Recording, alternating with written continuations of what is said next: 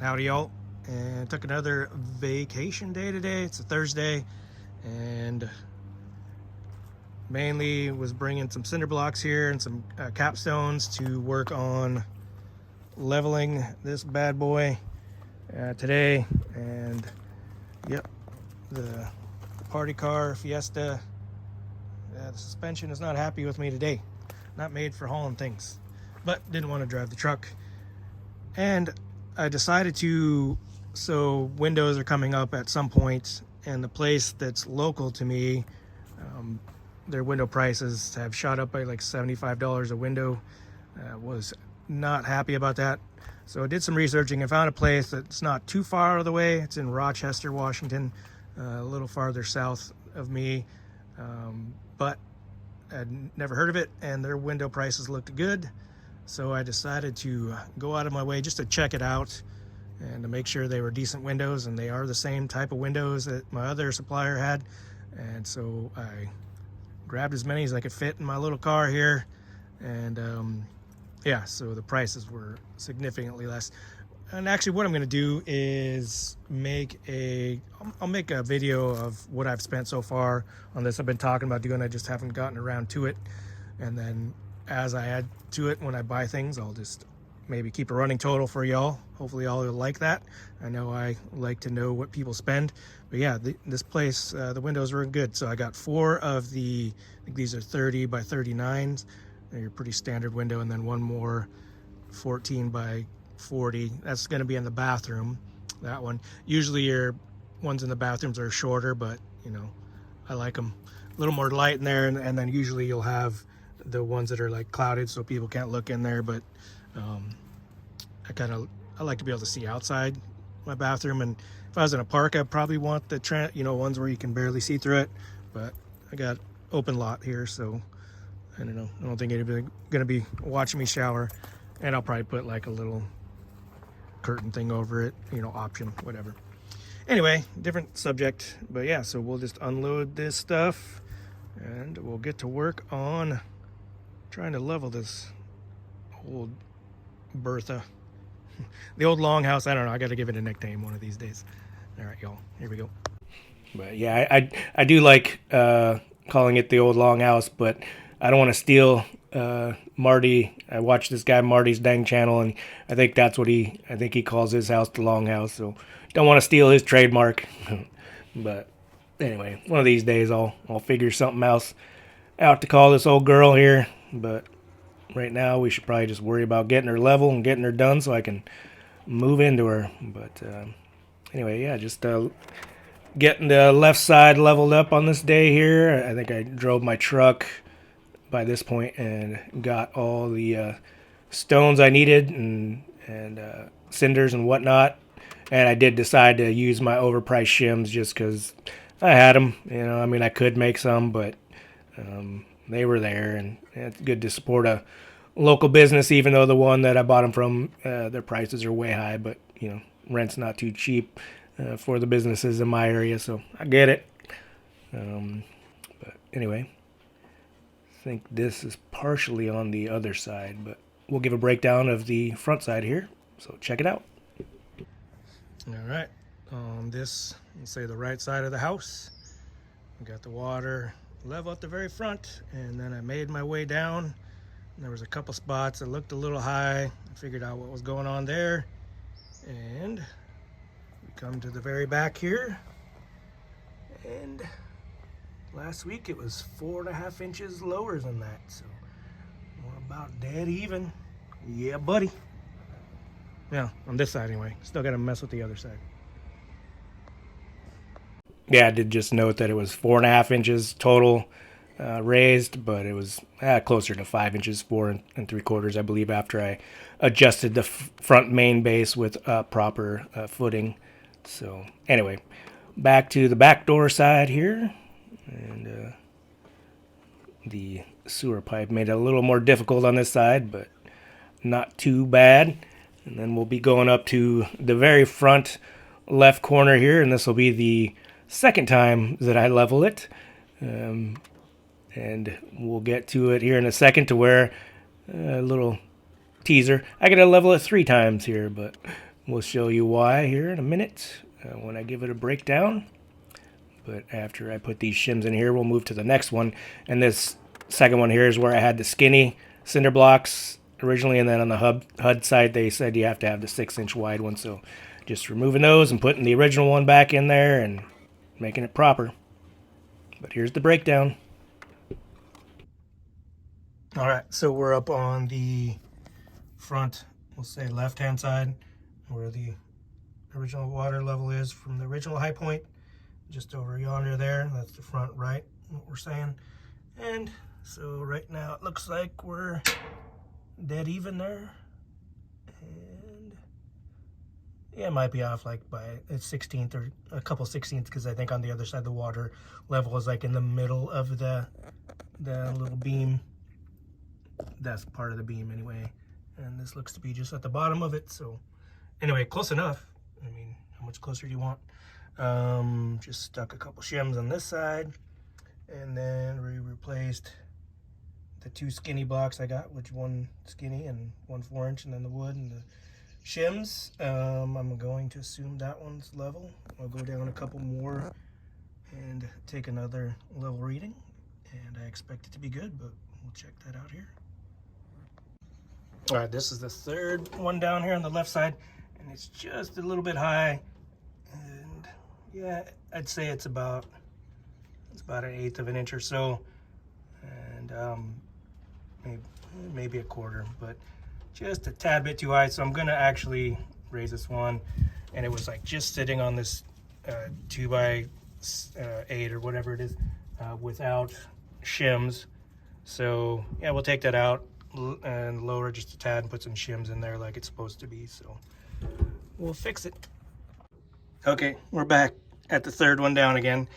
And what you want to do is make sure that there's no air bubbles in your water level. Somehow I got some big air bubble pockets back here. Probably when I was going up and down and putting my thumb on here, I let too much air in. And anyway, so yeah, because I went up to this second one to make sure this one was still level or maybe a little too high, and all of a sudden it was saying that it was like a 1/2 inch too low, and I was like, no, that's impossible. So then I looked out here on the water level, and there was big air bubbles in this section out here. So we got those out, and yes, so coming back here, we're just a little bit low now, which is good because I lowered it. And so yeah, now we'll raise it to level, and hopefully all will be good. Okay, so now we lowered it, and we're right at that level. And I got these two tight, and that one actually doesn't look tight now. So we'll bring the water level back up there. I'm actually going to go up to the very front because I don't know when these air bubbles got put in there, so the front one might not be level anymore either. So we'll find out here in a second. All right, this is crazy.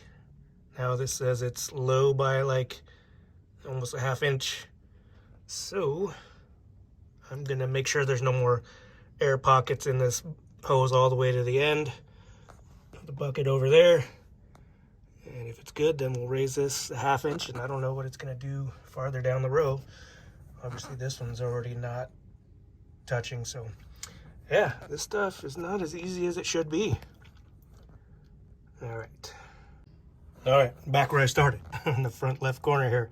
So now, hopefully, if physics is correct and there's no air bubbles in here messing with physics, it's level on this side. So, and then I tighten up the shims on that one. So now we'll go down a few and see if all is well in the level world. Hopefully it is, and I can actually get past row number 3.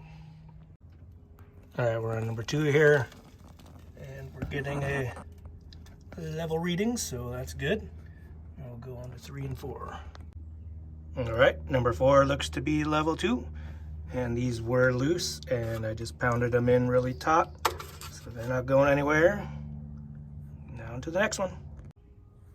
Here's the number 4 position on the left side, and it looks like we're settling down right there at level 2. So let's see, pretty sure these are pretty taut. Yeah, those are taut, so it's on there snug.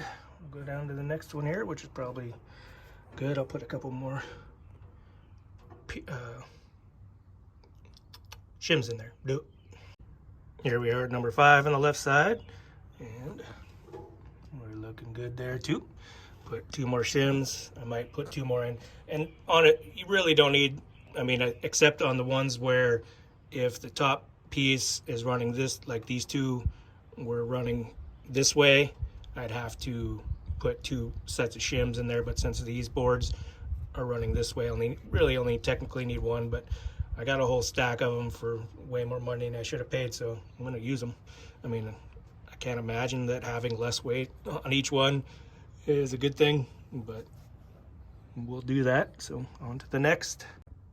Number 6 here. And we're level again. These were loose-ish on the shim, so I pounded them in. So that's tight. And on to the next. I believe we're at number 7. And I think these were the ones I leveled earlier before I went to the front end. So yeah, not surprisingly, all good here. Shims are tight. So we'll just double check the next couple. All right, what are we at? Like number 8 or so. This one here is just a tad lower than the others. But as long as it's within this beam and here, I think we're good. We'll check on the next one, and if it's any lower than this, then we'll jack that up, and which will obviously in turn end up jacking this up, and then we'll just tighten the shims. But like I said, if it's the same down there or better, then we'll leave it. So I think this is number 9, and yeah, this one here is actually just well, yeah, it's about level. So that one's an anomaly. I mean, it might be just a bend in the frame right there, which, you know, wouldn't surprise me. I'm actually surprised all these are coming up fairly the same, so we'll leave it. These are taut, yeah, pretty much. So on to the last 2. All right, second to last. This is number 9 or 10, I believe.